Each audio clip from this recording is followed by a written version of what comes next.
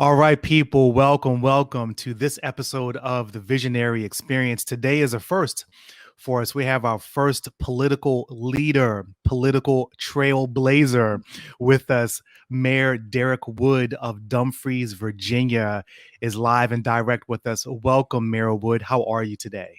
Hey, listen, I'm better than good and I'm better than most. Thanks for asking. Listen, I don't like to consider myself a politician. I just like to Okay. say I'm elected to lead the people and kind of be the voice of the people. All right, elected to lead the people. I like that. So let's, you know what we do here on the Visionary Experience is we tend to dive right on in, okay? Okay. But what I am going to ask you is just to share a little bit about yourself, where you're from, and especially what got you motivated to run for the mayorship of Dumfries, Virginia. Oh man, that's a great question, Brandon. So first of all, I grew up in this DMV area, mostly Maryland, Silver Spring, product of Montgomery County public school system. A lot All of right. computer magnet schools. I went into the military after a couple of years of fumbling around. Figured community college didn't work for me. Worked in a couple barbecue restaurants and whatnot, and then we had. It was some things that pushed me into the military. We had the big snowstorm of '96. I don't know if you remember that. I remember that. And it compound with furloughs at that time. Clinton didn't sign the budget and things like that. And so going into '96, '97, the restaurant I was working with kind of closed their doors because downtown Silver Spring was heavily supported by a lot of those government buildings and stuff. So I think I went to New York for a couple months and was trying to figure it around. Came back. One of my buddies that went into the military, and he was like, "You ought to go talk to the recruiter." Now, my only concept in my mind of the military was what I saw on a movie portrayed by Lawrence Fishburne when he was talking to his son about going to the military. You probably know the movie I'm talking about, but he I said, sure do. "Son, the military ain't no place for a black man." Talking about Yeah, boys in the hood. Boys And in so the that Hood. was, That's a that was the classic. concept. I never paid attention to the family members and things like that I had go through the military. And I went down to, I actually went down to the recruiting office with a buddy of mine because I was going to support him taking the ASVAB, and they started talking to me about my vision and what I wanted to do and what some of my experiences was. And I told them that, one day I was going to open up this restaurant, bring all my friends in, and just feed people. And they say, listen, we can send you to school. We'll pay you to do those type of things, and you can learn while you earn, and we'll help you. Then they start talking about all of the benefits associated with it. See, I didn't know nothing. They said, listen, we'll give you the opportunity to travel the world and go to all these schools. We'll even give you the opportunity to get a loan to buy your house and all of this other stuff. And so they hit me with benefit after benefit. Right. And I said, all right. So it's funny because I told them, all right, I want to be a cook. So I get Mm. down, I take the test. I get to the military enlistment place, and the lady down there who's doing all my paperwork, she look at, I guess, my test scores and all of that, and she says, cooks work long hours. Of course, I've been working in hospitality and restaurant industry for about 4 or 5 years at to this point, and been cooking probably since I was in third grade. So I knew the time that it takes to kind of prepare that. She says, if you want to go to school, she said you want to go supply or accounting. And she says, if you go as an accountant, I give you a $2,000 bonus. But here's the catch: you got to leave in the next 10 days. Wow. Yes, Okay. it was like, oh, I didn't have a job. You're gonna give me a $2,000 bonus, and you want me to be an accountant? Cool. I can add, subtract, multiply, and divide. That's right. Yeah. So I end up going into the military for 8 years. From there, I got back to this area down in Quantico, Virginia, Hmm. and end up just been planting roots here. Came back here in 2001. Okay. Got out the military in 05, 2005. And so from there, I kind of made my transition, trying to open up. I wanted to get back to my passion. I got out because my passion was cooking and hospitality. The whole time I'm having big barbecues all the time. People bringing stuff over, and I'm just cooking and entertainment. And I'm like, it's time for me to get back to my first love. which is this cooking and stuff. So at the time, '05, no banks was backing SBA. They weren't backing any restaurants and stuff like that. From there, I got lost in the mortgage business during this time. So I transitioned out, went into the mortgage business for a few years. And when I'm getting in, it's funny, one of the first mortgage conferences I went to, I was in Las Vegas in like 2006 or something. And the guy gets on stage and he says, this industry is about to implode. And I'm like, what is implode? What does that mean? Right? They're projecting this at a conference. They say many of you, I remember this vividly because the illustration they gave, they said many of you are going to be like a frog that they put in a pot of water. When you turn the heat up on the frog won't jump out the pot because the frog remembers the temperature when the water felt good to him. And so he'll get boiled to death. And that's what ended up happening in the industry over the next few years as things begin to implode, property values begin to go next where, and we had the huge financial crisis that we saw in 2008 and 2009. And so from there, I kind of said, okay, the military said, listen, I was out the military. And while I was in the military, I got my associates, but I had I had what was called the Montgomery GI Bill. At the time, the administration said we're going to allow people in 2009 to convert your Montgomery GI Bill into what they call a post 9/11 GI Bill, which is so you can keep the GI Bill that you paid into, or you can convert that in and go to school, and we're going to pay your full tuition, and we're going to give you a housing allowance to go to school full time. So I was like, great. End up doing that, and in between time, I wanted to still barbecue while I was going through culinary, working on my hospitality. So I started barbecuing on the side of the road at a little coffee shop and a dessert bar here in Dumfries, which is no longer here. It was called Imani's, and they would do poetry and things. And I said, hey, why don't I partner with you? I sell my barbecue, but I package it. So you gotta be creative. I said, I'm gonna package my barbecue with your drinks and your desserts, and we'll have a package deal. So you'll make money off of every meal I sell in front. So what ended up Creative. happening is, I had went to the town hall and tried to get a permit, but they was like, we don't have land use permits to allow roadside barbecue or roaming food vendors or food trucks. It was at this time 2010, 11, somewhere around there. It just wasn't, they didn't have nobody knew what to do. Food trucks were starting to boom over this time. And so end up getting a cease and desist notice. So I knew nothing about local politics, nothing at all, right? I actually avoided politics because what you see in politics generally is people on the news, which is generally Washington, D.C., Capitol Hill. You see a lot of federal politics. So I never was able to relate to a lot of the things that was going on. So I stayed away. News to me generally don't report positive news. And I don't know about you, but generally when I turn on the news, it's mostly a negative. And so I felt like, they do the program and the programmers mentally to think negative and to see negative because we don't see what's there. We only see what we're being programmed to see. So I went to my first ever council meeting as a result. I walked in there, had never been into any type of political meeting. As I think back now, I think in high school, I might have volunteered to get out of class to be like the secretary of the SBA or something, but I was like, man, I had never been anywhere close to any type of political meeting. And so I got up and I spoke. And from that speaking, people said, oh, and I was just articulating how I felt and what my passion was at the time. People say, oh, you ought to run for council. I'm like, run for council? What is a council? What do they do? What is that? I mean, if you grew up in the neighborhoods I grew up in, I mean, you didn't see council people, or they didn't come to your neighborhood and do any campaigning or talk to you. That was, we were pre-internet, pre-social media age. And so from there, I got talked into running. I ran with the wrong group because, everything matters what team you run with. And that's a whole nother thing. And I ended up losing that first election.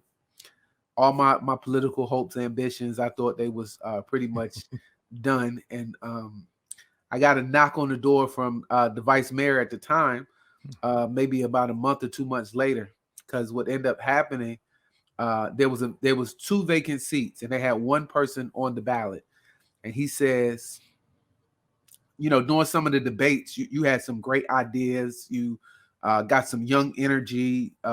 He said, we need you on the council, and I got some people that'll support you. You just got to learn, in so many stints, what I got out of it, you need to learn the language of politics, because Mhm. politics has a language. And so he took me to meet the team. And here's the caveat to the team, because I think the first time I ran independent of any teams. And a lot of people are afraid to be a part of a team because they think that they get grouped into the team and grouped into team thinking. And here's the thing I like to tell a lot of young people: just because you on the team don't mean you got to think like the team. You can also have individual thoughts and ideas to be a part of Right. that team. And so that's an important thing. And so as I joined the team, I had to. It was too late for me to collect any signatures to get on the ballot, but I had to run a write-in campaign, and I created a vision for what I wanted to see, which is the same vision, kind of like that I got today. My vision has been the same. I got elected in 2012 November with President Obama's last term, and my vision was to make Dumfries a destination place that people from all over DC, Maryland, and Virginia wouldn't just drive through, but they would drive to. And so Right. that became my thriving vision. Now, later on, I learned that most politicians have 3 points. I'm going to increase public safety. I'm going to bring in economic development. But all I had was a vision, and that vision is kind of like what got me elected and brought me in. Hopefully that answers the question. I know I took the long way around to kind of No, that's I give, love give that. some, give some You pretext. gave some good detail, and you give us the backstory, and you talk to us about the undercurrent of what's going on, which I definitely appreciate. So let's continue upon that, because you're saying, okay, you want Dumfries to be a destination spot, right, for anyone that's within the metro area. So really, during the first couple of years after you were elected, what were some things that you put in place to work to make that happen? And what were some of your beginning experiences working in politics, Yeah. and learning some of the realities of it? Yeah, so you know, I jumped in and immediately I had to go from just barbecue making. Now I got to learn policy making, which is an interesting concept. And so my first big idea was I wanted to create a summer concert series, because I remember growing Okay. up going to see my family in like Brooklyn, New York, and we would always go to the free concerts in the park, and it would give something to do. And then because we were a town, we had just did a ribbon cutting on a park, which was the then vice mayor's. That was his big project, but there was no type of recreational programming that was happening for the kids. So I created a commission that will program parks and recreation, and I became ultimately the chair of that commission. And we did our first summer concert series. I gave a young man by the name of Tony Craddock Jr. his first headline show in the park. I brought guys down here like the Crush Funk Band, who now you see all over the Washington Post doing free concerts in DC. I brought in Marcus Johnson, right, which is probably one of the last ones I did under my tier. That it really showed the success of bringing people from all over this DMV area, because Marcus Right. Johnson, he has a nice little following in the crowd. He's a keyboardist that just Hmm. he plays them keys, them three keys, and it was just amazing. And it's one of the things I always saw when I was here. I was like, coming from a heavy metropolitan area, we buses ride on, and then coming down to where I'm from, this would have kind of been like the country. But I always saw that this was like a diamond in the rough, right? Hmm. And so when you see something like that and see the potential, I almost feel like now how when Bugsy Siegel walked to the desert in Las Vegas and was like, you know, because people were looking at me then, which is 9 years ago. They were looking at me like, what do you mean this is going to be a destination place? And it was just like, it was the one thing I said. And ultimately it took me a little while to figure out, what it really was. But those first couple years, just getting my feet, the summer concerts was my big baby, and chairing that commission. And that was a tough lesson learned in politics because uh, the give and take I had to do to get that commission started. I had the support and the votes to get the budget, but I had to ask people to volunteer to be a part of a commission that ended up actually being a working commission. So now something that people get paid, 50, 60, 70, $80,000 to do, I'm asking people to volunteer with me, Right. and let's put this program together. So it was some good learning during that time, and really, getting to learn the job, and then actually learning how stuff gets done. Right? It's really, politics in short is a numbers game. If you got an idea and you can get I have a 7-member council, and you can get 4 votes, then you can get stuff done. Absolutely. That's right. Simple majority. Yeah. No, that is amazing. And so let me ask you this. So, because you and I were talking about, before the podcast, music unifies and music brings people Absolutely. together. Absolutely. And so it really looks like, one of the main points, one of the main tenets of you coming into office was to unify and bring people together. Right. Yeah, right. So what are you doing? What have you been doing, and what are you doing now? Let's say to even separate, in a sense, or make unique Dumfries from Woodbridge, because there are a lot of people that come down to this area and they really don't know the difference. Yeah. Between the two, it's kind of all this one part of Prince William County that's not necessarily Manassas. So, what are you doing to, I guess, work in tandem, right, with Woodbridge leadership, but also continue to make Dumfries unique? I think it's called America's oldest town or something like that. Is that correct? Yeah, it's the oldest continuously chartered town in the state of Virginia. State of Virginia. Okay. Yeah, the state of Virginia. So it's the oldest chartered town. Because the charter, you get a charter. Virginia, in short, in politics, is a deal and rule state. The General Assembly gives you your authority and your operating power. Okay. We beat Alexandria to the courthouse by 30 minutes. Interesting story. The only reason why is because the clerk came up from Richmond by horse, stopped in Dumfries first, and then made its way to Alexandria. So we were. It was a destination spot, right? Yeah, it was already a destination place. And here's another a good fact about what Dumfries. Dumfries was a thriving port here on the East Coast. We had boatloads of tobacco that was getting exported from here. Our port actually rivaled Philadelphia and New York because it was so big. Now, later on, they had poor farming practices that kind of silted in the Quantico Creek, the bay that we had here that led out to the Potomac River, so those ships could no longer get here, which would later on in the 1800s, the 19th century, there would be a mass exodus of people leaving Prince William County because the town of Dumfries used to be the county seat. We have the old courthouse that's the land for it is right around the corner from this town hall. And so Dumfries really was a thriving place in Prince William County until it went out. So one of the things that my vision, going forward is to unify it through food and entertainment. Okay. Right. And so food and entertainment both brings people together. Right. So what's going to separate us from Woodbridge, Manassas, and Manassas has the railroads, Woodbridge has the Potomac Mills. Well, just recently in the month of January, we opened up a gaming emporium. It's adult gaming, where you have off-track betting or historical horse racing machines. And you also allowed to go bet on a horse race that happens every single day. They brought in 93 machines. They're allowed to have 150. But because of COVID, they spread everything out, shut their gift store down, put machines in there.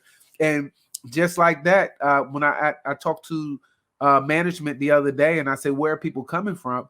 They say they're getting people coming up from Richmond. They're getting people coming up from Norfolk. They're getting people that's coming from Maryland, D.C.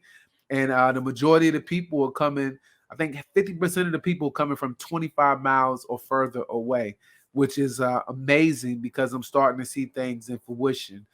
Some of the things I'm looking to get possibly in the next couple of years is to build a hotel and event center. Okay. Now, my BHAG, or my big audacious hairy goal, was to build a convention center and close down the landfill. I'm told that The one on Route 234, right? one on 234. The one I just went to last weekend. Yeah. No. So there's a landfill right off of 95. Oh yes, yeah, because you Yeah, see there's it going down. yeah, you can Absolutely, see it off of 95. that one. So and that's it's perfect location. It's a construction landfill, so it doesn't have all the waste and all of those other things that you have at the landfill that you went to. This Right. one is just pure drywall and all the Mhm. construction stuff. And so what I'm Mm. told is it's probably not big enough for a convention center because there's only about 11 buildable acres. But the plan now is possibly we have a closing date. We did a contract with them some years ago as a council for them to have a closing date. But I know some developers right now who are interested in possibly buying it. Probably by the time this airs, we'll be close to a deal to talk about the next phase of that and possibly making that happen. So that's exciting. And then ultimately, if I can get an event center in there, one of the people that I really wanted when I was doing the summer concert series, and I'm gonna go and put it out there. He may be watching. I want Frankie Beverly and Mays to come to Oh Dumfries. yes, He come yeah. and Frankie come and I get on stage. I'm a shed a couple tears. Mm. I'm not gonna shed I'm a boohoo. That's right. That's right. Yeah. Well, like you just have to tell him before I let go. Yeah, He needs to make his way down yeah. there. That Frankie, would you ain't be even gotta sing. Just come with your white ball hat, your white shirt, just hold the mic up. The crowd yeah. can do it. That's right. Frankie, We'll hold him up. We'll prop him up. yeah, Frankie, hold on. Give me a couple more years. Yes. Well, you know what? I really appreciate that because, my company, my mortgage company is Visionary Lending. And the things that you're talking about are absolutely visionary ideas. And that's what people really need, to be honest with you. It's not just, the leadership that you have is, it's over, tens of thousands of people. And they do rely upon you not only working on what's going on right now, and meeting the needs of right now, but being able to see into the future, being able to say, okay, how are we going to use what we have so that more people can be benefited, so that we can have more jobs down here, right? So that we can, bring it, because you have to build up your tax base. Absolutely. You got to be able to do that. You have to be able to do that for, the betterment of the environment, for schools to be able to put money in different areas. So let me ask you this. In terms of let's talk about schools. I want to talk about that for a minute. Okay. So, you have generations of kids. And it could be whether it's elementary, middle, high school, or whatever. What's your vision, in terms of raising up or providing, more resources for the schools that are within the Dumfries area, so that more families, right, would look to move down to this area, and that makes it an even more attractive and desirable place. Yeah, schools and education is the foundation of what attract jobs. Like people Right. want to go where talent is, Right. right? And so one of the things that you see a lot of our schools is it's so much the mindset and the attitudes of the principals and the teachers and the ones that Mhm. lead in that. And so if the mindset that, listen, we're not going to operate on the level the students are. We want the students to rise up to the level and the standards that we're teaching, right? And so it's that mentality. Not that we don't want to let nobody stay behind, but we want to make sure that we're pouring into these children what they're capable of, because most of the time no one is challenging them or no one is stretching them beyond where they're at, right? And then once you're stretched, you can no longer go back to that original shape. You can't no longer go back to that level of mediocrity, right? Because you want to operate on a certain level of excellency. And I think, as you said, vision gives you the ability to get out of your current state or to get out of your past, right? Mhm. So it gets out of your memory, and it helps you to imagine a better place, or helps you to imagine being somewhere different, right? I Right. often tell people vision is ultimately the cure of depression, right? Mm. Because when you dwell on something sad or something hurtful, you actually live it over and over again because your thoughts have so much weight. And so my ability to be able to go from what you say, failure to failure without losing enthusiasm is my Right. ability to see myself in a different place, or to see myself, because quite frankly, we know everybody don't like everything I do, right? And because we can't please everybody. Everybody Right. has different upbringings and different mentalities. And so all my job is to do is just keep sharing where we're going, and ask people if we can go together. Right. Well, look, I for one definitely appreciate it. And truth be told, to have a certain level or position of leadership, you got to have a certain amount of self-confidence, Mhm. and you have to have a vision. Otherwise people will see it. They will see that you're not genuine. Yeah. They'll see that you're not, you're essentially plastic, you're not authentic. And I would not see a future for anyone in leadership, in that matter. But you're the opposite, Mhm. right? Because when you talk, right, it's the reality, right? And you feel like, you connect, which I really appreciate. So let's continue to go back, not necessarily on education, but really building up, right? Yeah. Dumfries, and building up, the surrounding areas. When I used to live in Kingstown, Okay. and Williamstown so or Kingstown, Springfield. yeah, Kingstown, right, Springfield area. I used to live there. Me and my family, we rented a townhouse there for a couple of years, and so when we were ready to purchase a single family, I was like, look, I want to have some grass that's bigger than my kitchen. Right, because the backyard was like so small. You just Mhm. don't have any space, and it's so Yeah, yeah, expensive there. yeah. So what we did was, we did some research. This is back in like 2015 or so, Okay. right before we purchased down here, because I live right here in Woodbridge. And we drove down, and it literally felt like I was like, where am I? Because I just had never come down as Yeah. much to Woodbridge. And we drove down, and we got off from 234, right where the Chick-fil-A is and the tropical smoothie, and drove up and down because there were a bunch of different new developments. And honestly, Derrick, it felt like a different world, but it felt good because Yeah. it felt like I didn't feel like I was way out past King's Dominion, Right. but I didn't feel like I was all, tight up on top of people, like up in Alexandria and Annandale. Yeah. And so ultimately, when we looked at some of the newer developments, we knew, okay, we can get a decent single family home. We did some research on the schools. We knew the Potomac Mills is down here, drove all around Prince William Parkway. I was like, this has everything down here Yeah. that's up there. Yeah. And truth be told, Alexandria and Annandale and Fairfax, I love it up there, but it's not the center of the universe, Right. right? It's like, you have different people that live in different places. So, what else are what are some of your additional plans and vision in terms of helping people to realize there's a lot that is being offered down here in Prince William County, northern Stafford County, right outside of Quantico, Dumfries, the whole radius that that they can come down and take advantage of. Yeah. One of the biggest thing is letting everybody know they have a voice in Mhm. the plans.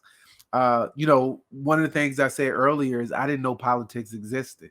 Mm. Right. And so what I try to use often, podcasts like the Visionary Experience, I try to Mm. sometimes I'll shoot out on Mondays. I'll do my own interviews with different leaders in the community, and I do a spotlight Dumfries, type podcast to really spotlight. On February the 9th, I'll be Okay. doing a town hall where I'll be bringing people in, just sharing with them some of the things that we've updated in our comprehensive plan. I Okay. get the opportunity to listen and hear some of the things they would like to see in the community. Okay. Um, the challenge is, and Harriet Tubman, one of my favorite quotes that I read by Harriet Tubman was, she said, "I freed over 1,000 slaves," and she was like, "I actually could have freed 1,000 more, except they didn't know they were slaves." Mm. And so It's a the great the point. the lesson that I learned there is, oftentimes I want people who wouldn't typically have a seat at the table to get a seat at the table, right? Because they're Mhm. not only elected positions in the community, but they're also positions on boards that you can be appointed to, their commissions. And it's going back saying, hey, why don't you come and pay attention? A case in point, when a lot of the uprisings, I don't remember the young man in Missouri. Was it Freddie Gray or something like that? Oh, Freddie Gray was Baltimore, but I know Baltimore. you're talking about, yeah, but the Yeah, guy that was in Ferguson, Ferguson. Yeah, so right? Yeah, the area, yeah. we had people that would call and say, "Hey, we want to get a permit. We want to protest." And I would say, "This is Dumfries, Virginia, right?" I say, "How about I give you something better to do?" That same energy. I said, "I love your energy, but how about you get to all of those people and y'all come sit in look at all these chairs I got back here. Why don't you come sit in a council meeting and see where policy is being making and laws are being made that's going to impact your community?" Most of the time, we can count on one hand how many people in our community are paying attention to a lot of the laws and the development that's going on. See, Right. local politics is way more. I'm not saying way more, but it's more important to you and has a more immediate impact than what's happening on Capitol Hill. Mhm. Why? Because we're the ones that's determining what jobs are coming to the immediate community, which is how we were able to get over 100 jobs that just came in from this Rosie's project, paying a minimum wage of $15 and Mhm. $9 for tipped employees, right? It's how we can know which roads get paved and how we can go out and be able to fight to, here's the thing I'm going to tell your listeners. We're going to move. This is a part of the vision and what's going on in the next couple years. We're going to move the south part of Route 1 over to the north part of Route 1, like that happened at the top part of Woodbridge, and we're going to widen it to 6 lanes. All We're going right. to then take the southbound, convert it to just 2 lanes, widen the sidewalks, put a bike lane in, and we're going to call it downtown Dumfries. Right. So Nice. we're in the process of building a downtown community or Main Street, and Route 1 will be 6 lanes because Route 1 is a state highway. So we're going to move the state highway from the middle of our town because Dumfries is unique that we're cul-de-sac by Route 1. So the only way in and out of the town in our community is Route 1. And Right. so now we're going to move Route 1 and we're going to turn that into a main street and we're going to develop a downtown that everybody can enjoy. That's amazing. That's amazing. I'm writing this down. I'm excited, Yeah. for that, for sure. And so along those lines, generally, what are some of the things that you're working on with regards to housing? Helping people who, may have inadequate housing, maybe the homeless population, or, really attracting, maybe builders down to the area. So we have a couple of, of course, we're landlocked. We Mhm. have about 150 acres of that. 50 of them are about buildable. Okay. There's some what I like to call chop shops on them right now. Uh, and to Mhm. me, one of the visions, and this might be a little long term because it might be some environmental and some other issues, but I see Dumfries eventually having that port again. Okay. Having that port with boats and water and cleaning all of them waterways up and things like that. We Okay. do we do on the north side of Route 1, right when you pass Quantico, coming north on Route 1, there is some new apartments being built there. There are some townhouses and there's some single family, all senior livings. One of the things that my focus has been for helping our community is raising the average household income. And that's Okay. by bringing higher paid jobs and bringing opportunities that they can walk to and get involved with. Right. So my focus isn't more or less trying to give them a handout, but I'm trying to, like, I'm an educator. Like, I want to, my grandfather used to say, if I give you a fish, you're only going to eat for a day. But if I can teach you how to fish, you don't have to depend on me to give you a fish. Right. Right. So if I can bring the jobs to the community, right, and I can bring you in and I can train you, right, jobs is going to train you, training centers, development. So that's part of more or less the vision that we want to bring down here is we're going to provide access to the things you need, right? You need a high paying job or quality job that's paying you a livable wage so you can get into these places, Right. No, right? I appreciate that. And along with what you're saying, it's funny because that's a great analogy, with regards to being able to teach someone how to fish, right? And I think with raising the per capita, right, in the area, you're also helping people to afford a fishing rod, right? And a hook and some chum, right? Yeah. So they not only have the skills, but they actually have the tools, right? Yes. The physical tools available, to be able to go out and to afford, whether it's certain housing or be able to do whatever it is to improve and increase their quality of life, Mhm. which is really, really important. And there's some unique things that you share because you want to build up like a downtown, and you want to really make this more of a center, of entertainment and food and culture, which I definitely appreciate, because that's making it unique, Yeah, right? That's giving Dumfries its own quality, its own character, its own identity, yeah, that's it. That's it. for sure. So as we begin to head off in a few minutes, what are some of the lessons, some of the major lessons that you've learned being in your position, dealing individually with people, talking to families, talking to working class citizens, over the past few years? Well, the biggest lesson is the mind works like a parachute. Hmm. Parachutes only work when they're open. It does it does no good to be inside the back of Right. the bag, right? So Hmm. you got to be open minded to ideas, and being able to just really listen and understand people's perspectives. Hmm. Uh, you know, the media sometimes they'll take things out of context, and so for me, I can't take it personal, right? Because it's not personal. It's them. They got a job to do, and they need people to buy and click on their articles so they can sell stuff. And Right. so, just don't take it personal, knowing that sometimes that people have context, but they don't have any pretext. So therefore, Mm. there's a misconception to Right. to what's being put out there sometimes. And so, and long as I know that I'm doing my very best, right, and I'm putting my best foot forward, so now I just ask when things come before me, how does it line up with the vision? Is it going to put us in the direction? Probably, we had a couple controversial issues. One was the gaming and the gambling, right? Because people will say, well, you're bringing a vice to the community, all right? But when I sat down and talked to this company, because Virginia, unlike Maryland, only legalized casinos in certain areas, like it's on referendum. So we Hmm. wasn't bringing a casino; we were bringing a gaming emporium. In dealing with the owners and talking to the developers, Well, hold on. Let's back up for a minute. Can you distinguish between the two? yes, Okay. yes. So a casino has table games, slot machines, Okay. and the whole gambit: craps, roulette, poker. A gaming emporium has something very specific and niche. This Okay. gaming emporium has historical horse racing machines. Got it. They look like slot machines, but you can actually convert the computer and you can actually watch the horse run around a little thing. They have 500 historical horse races programmed in there, and you're actually just betting on a horse. So it's just one thing: it's historical horse racing, and the horse industry has been revitalized as a consult. They came to be a community partner with the state of Virginia, right? And so they came and they revitalized the horse industry. They put $20 million into reopening the racetrack that was closed in New Kent down by Williamsburg. They came in before they even opened the doors here in Dumfries.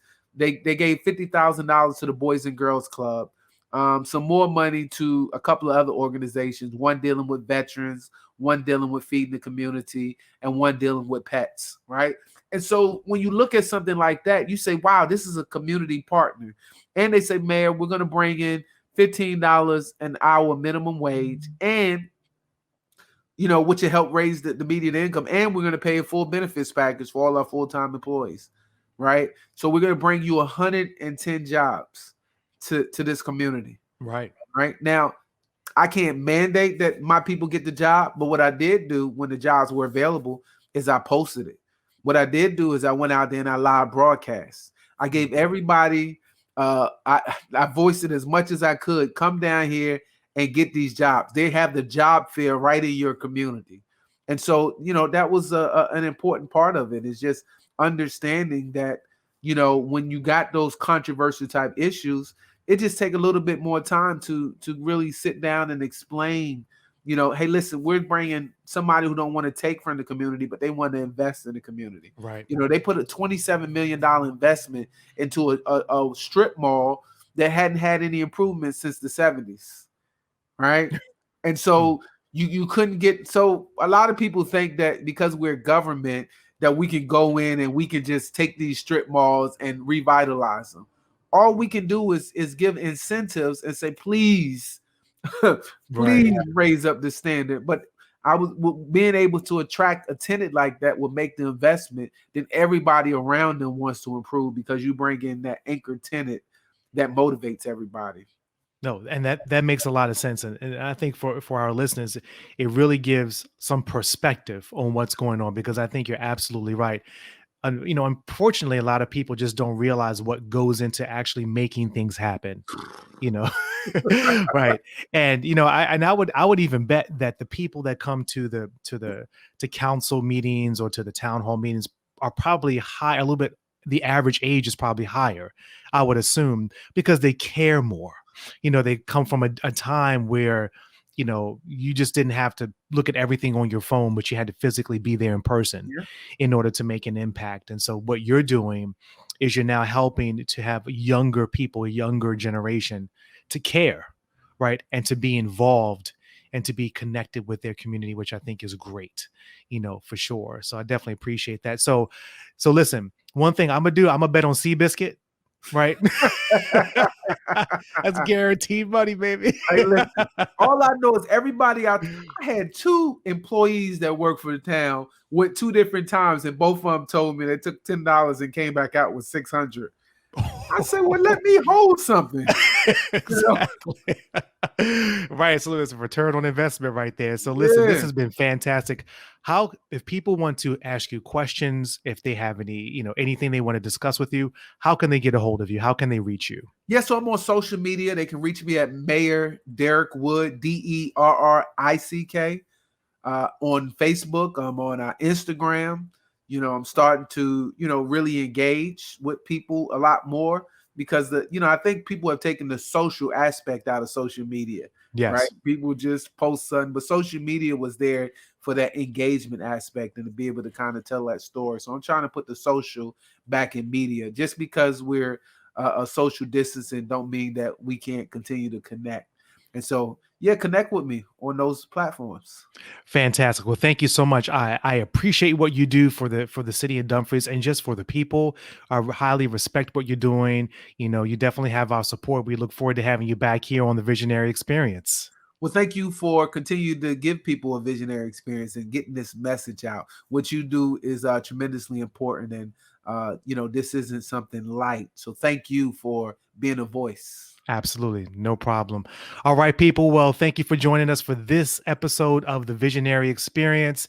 It was an amazing, eye opening, connecting conversation, local right here in Northern Virginia. We'll see you again soon.